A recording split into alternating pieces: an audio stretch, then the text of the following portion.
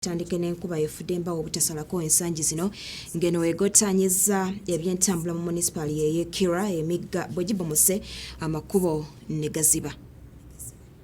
Oluvannyuma lw'enkuba okutonnya obutasalako ebyentambula bizingamye mu bitundu ebimu mu munisipali y'e Kira mu disitulikiti y'e Wakiso nga kino kiviiriddeko emigga okubotoka enguudo ne ziziba. Oluguudo oluva ekiwologoma okudda ekimwanyi lwazibye oluvannyuma lw'omugga Nakaleke okubotoka.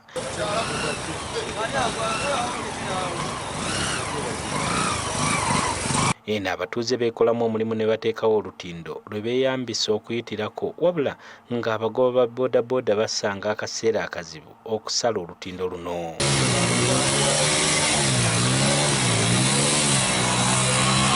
Ab'emmotoka tebasobola kusala era ng'abazze tebamanyi kyabaguddeko ng'ekibawaliriza okuddayo gye bavudde.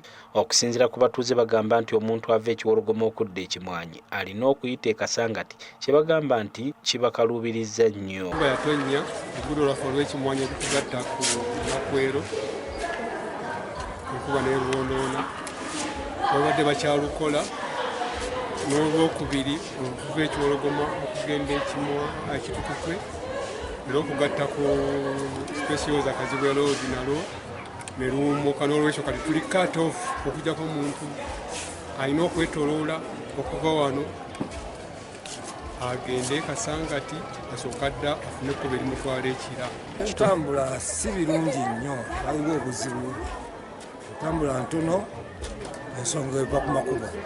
Singa amakubo galongooka inshallah tusuubira nti entambula ejja kubaako kubanga tulina essuubi bagenda kuyiwa mu kolansi. Bano basabye abavunaanyizibwa okuvaayo okubadduukirira. Yawakira kakati ke kaseera engeri gye tugenda nti tugenda tunoonya obululu yeyambisa omukisa guno okulaba nti amakubo gonna agafaanana obubi agabadde obubi okuva emabega gakolebwa.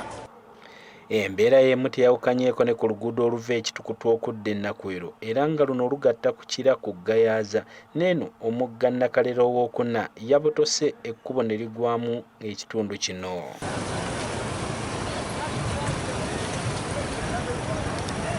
Abakozesa ekkubo lino bategeezezza nga waliwo n'emmotoka ezizze nga zigwa mu mugga guno.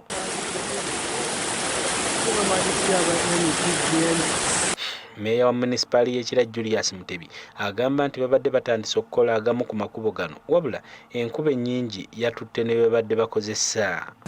Ye patani y'enkuba ffenna tubadde tumanyi bulungi nti January aba wa musana, December ne January aba wa musana, ng'enkuba tugisuubira mu October ne November ejja kulekeraawo.